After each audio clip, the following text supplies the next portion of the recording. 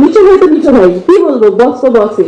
ওনার নিশান, কিন্তু জেরিন তো ওনার না, জেরিন তো নিশানের। তো এই জন্য উনি বলে নাই যে জেরিন ওনার। আচ্ছা, আমি ফার্স্ট ট্রেলার দেখলাম, আমি আগে দেখিনি, আমার এখন গুজবাম হচ্ছে, আমার একটু মানে আমি ইমোশনালি অনেক অ্যাটাচ হয়ে যাচ্ছিলাম। থ্যাংক ইউ সো মাচ ভাই, এত সুন্দর একটা ছবি আপনি আমাদেরকে উপহার দিতে যাচ্ছেন। দর্শক হিসেবে আমি এটা ফিল করলাম। আর আপনার সাথে কাজ করেছি অভিনেত্রী হিসেবে, এটা অনেক বড় পাওয়া। Thank you so much. আপনি আমাকে জেরিন করে পর্দায় নিয়ে এসছেন, এবং জেরিন হওয়ার পিছনে যে জার্নিটা ছিল, জেরিন হয়ে ওঠার যে জার্নিটা ছিল, সেটার যতটুকু আমার পরিশ্রম ছিল ঠিক ততটুকু আপনারও পরিশ্রম ছিল। তো থ্যাংক ইউ সো মাচ। এবার আসছি প্রডিউসার। প্রথমে আমাকে ভেবেছেন যে হ্যাঁ তমা এই ছবিতে কাজ করতে পারেন, এবং ডিরেক্টর যখন ভেবেছেন তখন ডিরেক্টরের সাথে একমত হয়েছেন। তো চোরটির সাথে আমার জার্নিটা অনেক বছরের, এবং আমি দেখি মানুষ একদম বলেই দেয় যে চোরটির কারণে তোমাকে আমরা আবার নতুন করে কিছু আমরা চোরটির মাধ্যমে দেখলাম। তো চোরটি আমার পরিবার, তো পরিবার নিয়ে তো বেশি কিছু বলার নেই। পরিবারের সদস্য আমি না করলেও, কাজ করলেও পরিবারের, কাজ না করলেও তো পরিবার যখনই ডাকবে আমি পরিবারের সাথে আছি।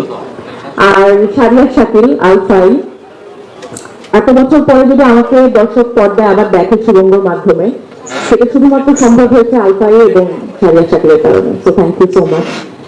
আপনি একটা সুরঙ্গ দর্শককে উপহার দিয়েছেন, এবং সেই সুরঙ্গতে আমি এবং নিশু ভাই আমরা পর্দায় এসেছি। নিশু ভাইয়ের ফার্স্ট ফিল্ম, আমার নিশু ভাইয়ের সাথে ফার্স্ট ফিল্ম, এবং রায়হান রাফির সাথে ফার্স্ট ফিল্ম, সবকিছু মিলে অবশ্যই এটা আমার জন্য অনেক বড় একটা পাওয়া ছিল। আর কাকে নিয়ে বলবো, নিশানকে নিয়ে না নিশু ভাইকে নিয়ে? বলো, নিচু ভাইকে নিয়ে বলো, আর তোমার নিশানকে নিয়ে বলো। আচ্ছা, নিশানকে তো আমি অনেক ভালোবাসি, যেমন আমি মাসুদকে বাসতাম। এখন ওই ভালোবাসা এই ভালোবাসার মধ্যে কি পার্থক্য, সেটা আপনারা হলে গিয়ে দেখবেন। আর নিচু ভাইকে নিয়ে বলবো, নিচু ভাই তো নিচু ভাই, কি বলবো, বস তো বসে। আমাকে সবসময় উনি এটা ভালো হয়েছে, এটা ভালো হয়নি, এই যে একজন অভিভাবকের মতন দেখেন বা পাশে থাকেন, এবং অভিভাবক হয়ে আমাকে গাইড করেন। আমি না একটু অস্থির টাইপের, যে এটা কেন হলো, এখন কি করবো, এটা কি হবে নিশু ভাই, সব সময় আরে বাবা আগে শান্ত হয়, সব ঠিক হয়ে যাবে। তো এরকম একটা মানুষ হলো নিশু ভাই ব্যক্তি জীবনে এবং আমার জীবনে, এই তো। এবং এখানে যারা আছেন আমি জানি সবাই আমাকে অনেক স্নেহ করেন, অনেক ভালোবাসেন, আপনাদের সাপোর্ট সবসময় আমার সাথে ছিল, সবসময় থাকবে আমি জানি। দাগি আসামিকে এবার সাপোর্ট করেন, এবং সাথে দাগি আসামি প্রেমিকা যারা আছেন যে এদেরকেও সাপোর্ট করেন। Thank you.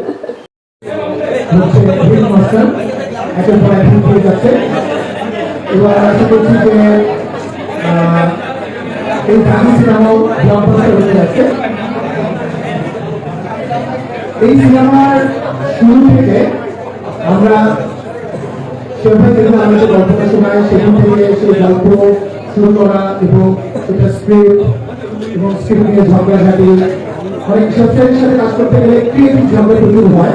তো সেই ঝগড়া এখনো চলছে আমাদের, সবচেয়ে ঝগড়া বিষয় হয়, যেটা আমরা টিম মেম্বার যারা তারা আমরা জানি।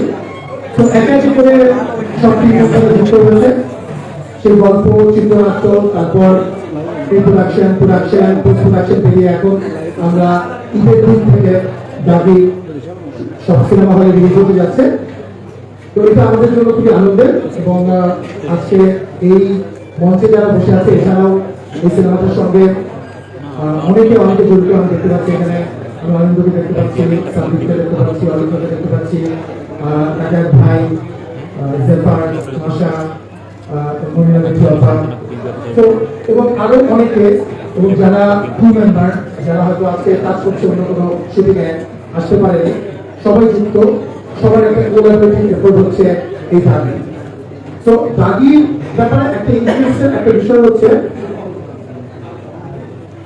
আপনার বিষয় কেন সিনেমা হলে আসছে না সুরঙ্গর পরে, সুরঙ্গ সিনেমার পরে, তারপর থেকে এই প্রশ্নের উত্তর আমাদেরকে পরিবারে দিতে হচ্ছে, এবং সেটা সোশ্যাল মিডিয়া হোক, সেটা আমরা যেখানেই যাই না কেন।